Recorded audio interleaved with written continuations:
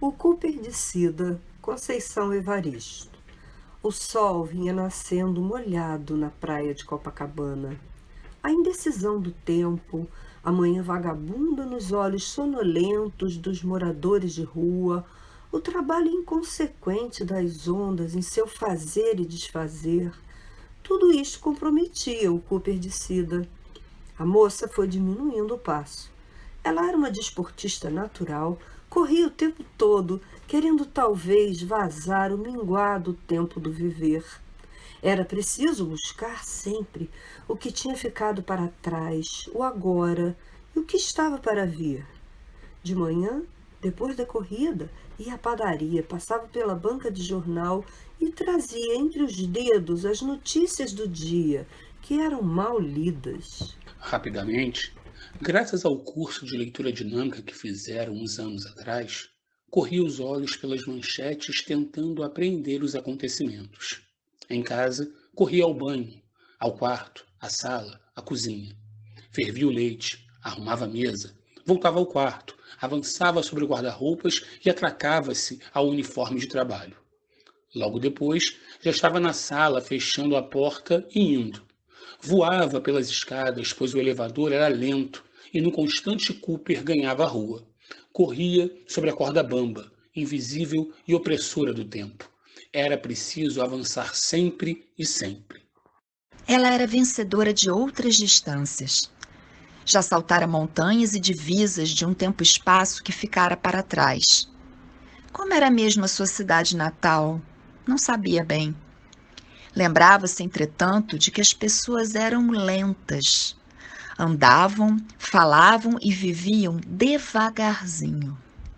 A vida era de uma lerdeza tal que algumas mulheres esqueciam-se de parir seus rebentos. A barriga crescia até aos 11 meses. As crianças nasciam moles, desesperadamente calmas, e adiavam indefinidamente o exercício de crescer.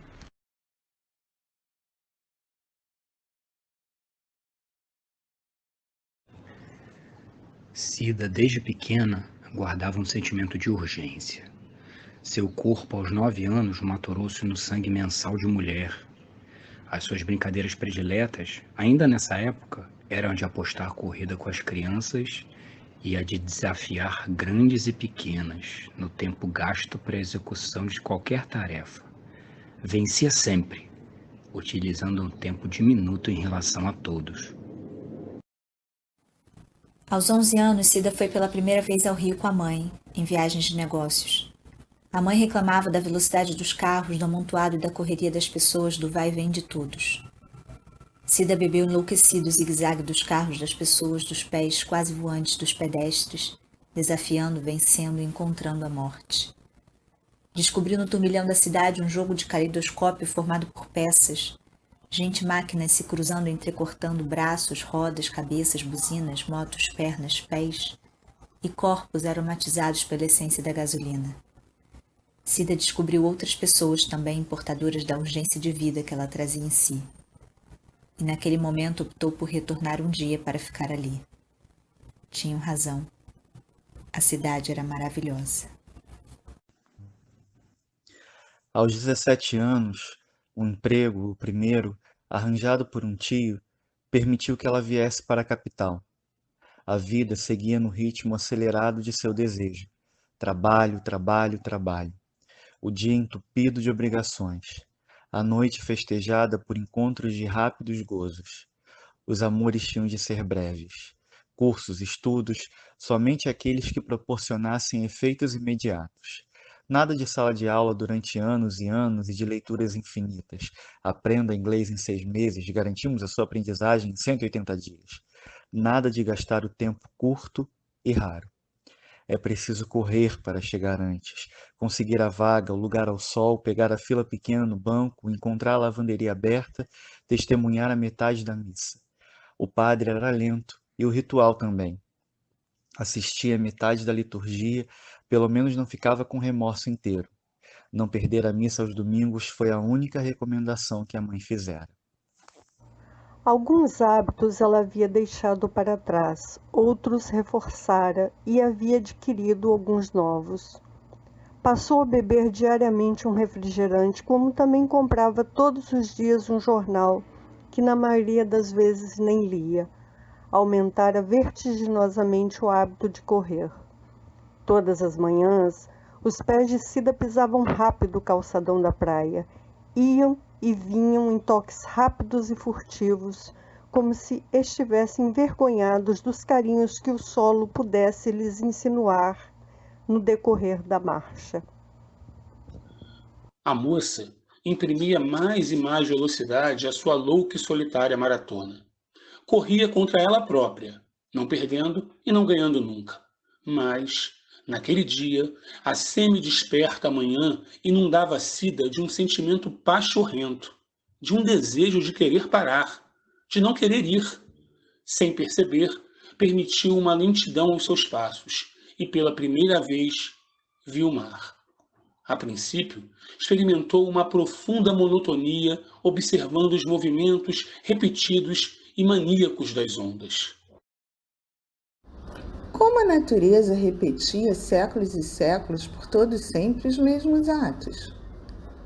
O dia raiar, a noite cair, o sol, a lua, o mar magnânimo lavando repetidamente, a curtos intervalos, a areia circundante.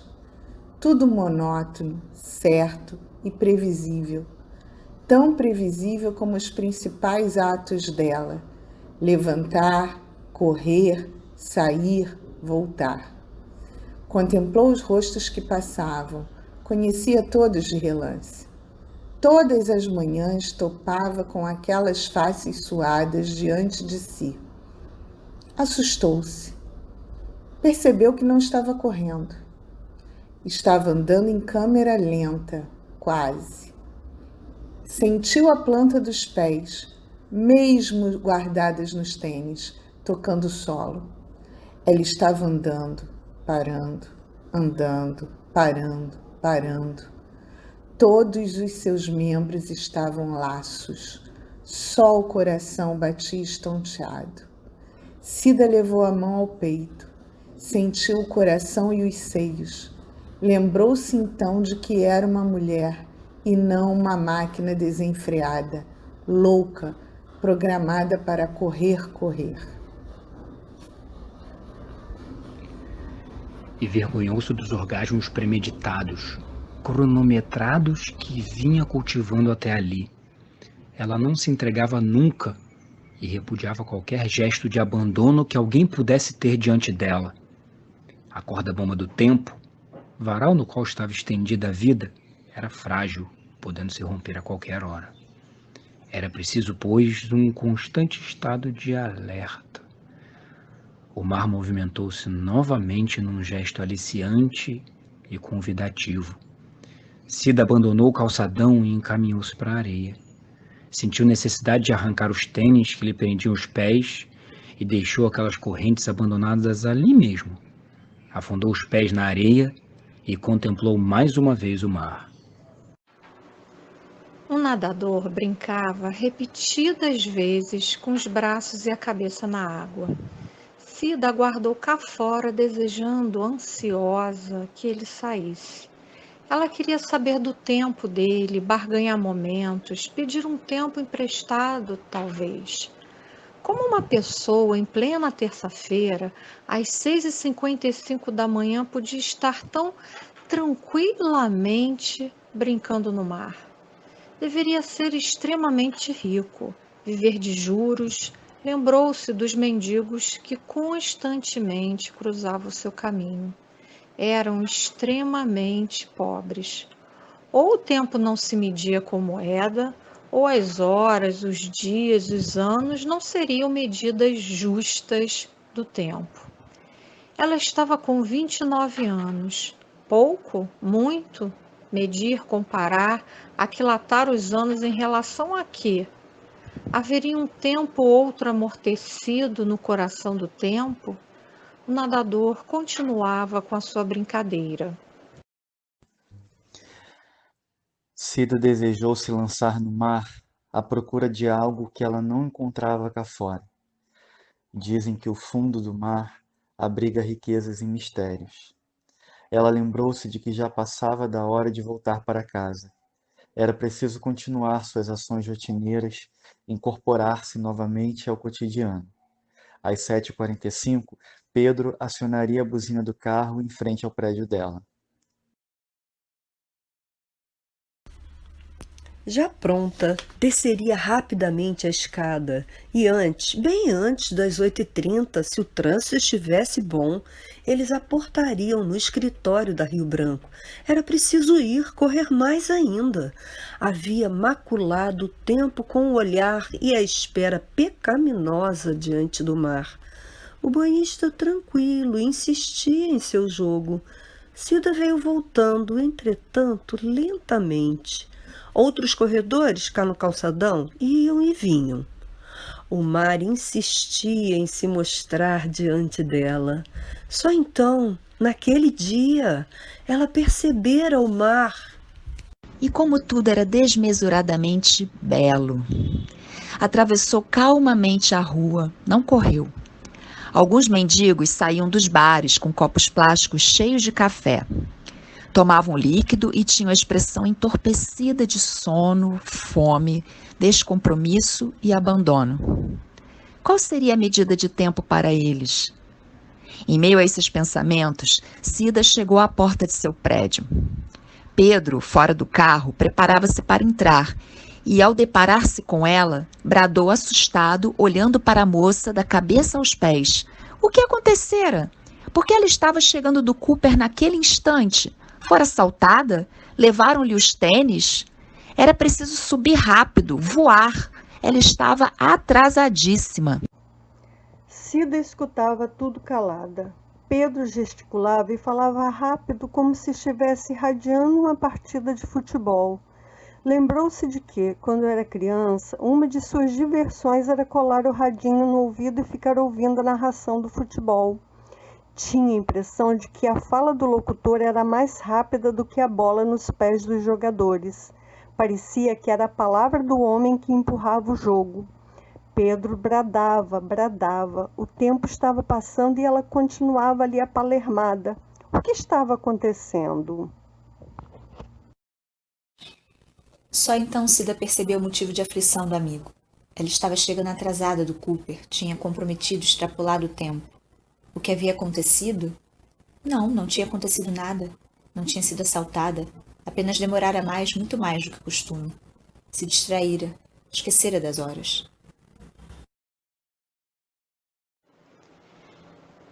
Ele poderia ir. Já estava bastante atrasado. Hoje ela não iria trabalhar. Queria parar um pouco, não fazer nada de nada, talvez. E só então falou significativamente uma expressão que tantas vezes usara e escutara.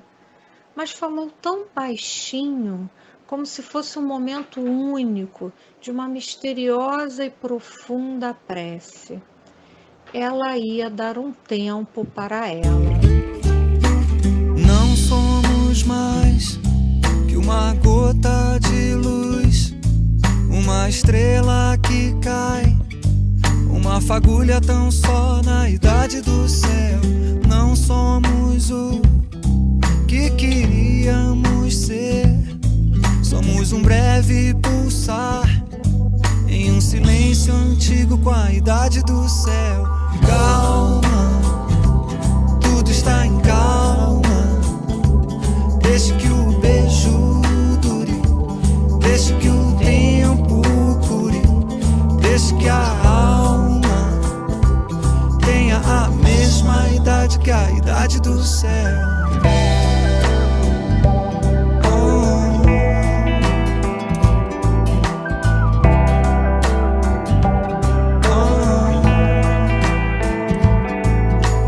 Não somos mais que um punhado de mar, uma piada de Deus, um capricho do sol no jardim do céu. Não damos pé entre tanto tic-tac, entre tanto Big Bang. Somos um grão de sal no mar do céu. Calma, tudo está em calma. Deixa que o beijo dure, deixa que o tempo cure, deixa que a alma tenha a mesma idade que a idade do céu, a mesma idade que a idade do céu.